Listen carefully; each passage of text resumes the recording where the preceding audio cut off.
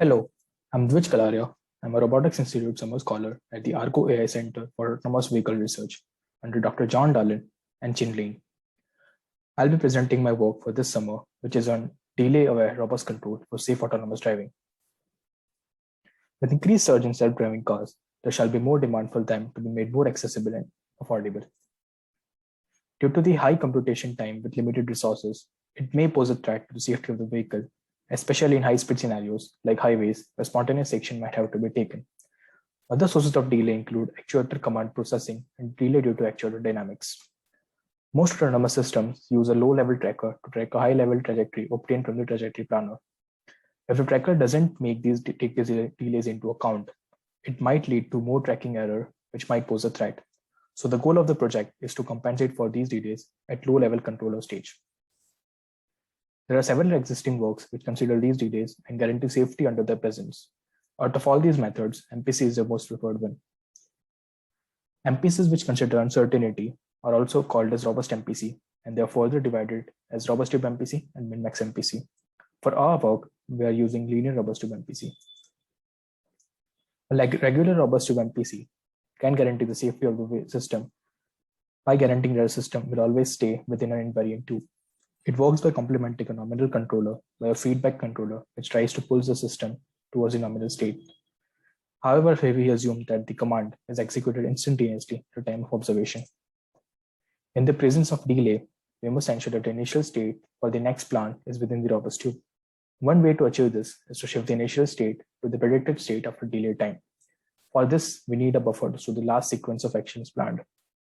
For the demo on the left, delay time is 4 time steps. Hence, the new trajectory is updated when the starting state by putting the starting state as the one resulting after 4 time steps in the current position. However, there are several challenges faced for deploying this on autonomous vehicles. First, taking an upper bound on computation time leads to controller becoming less responsive, which could be safety critical during high-speed scenarios. Also, the vehicle model is nonlinear, and the free space is also non-convex in nature, due to which it becomes difficult to solve the optimization problem with constraints.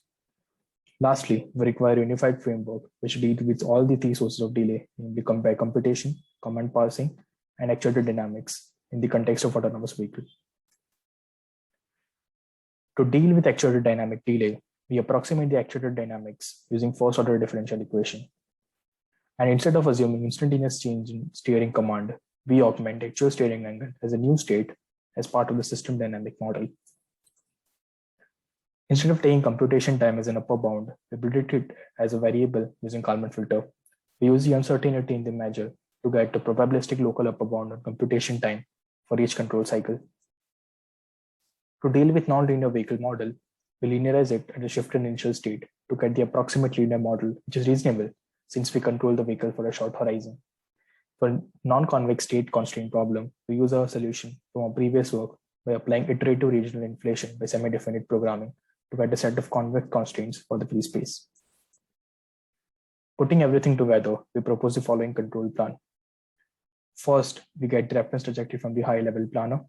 Then we use a local upper bound to predict the shifted initial state. Then we use Iris to convexify the state constraints for the optimization problem. We use the new sequence of actions plans to update the buffer, and the new computation time observed to update the prediction for the next control cycle. Here are the comparison and results. For this scenario, the target vehicle suddenly brakes while moving. If we do not use any delay compensation, the vehicle happens to collide with the target vehicle, as can be seen here.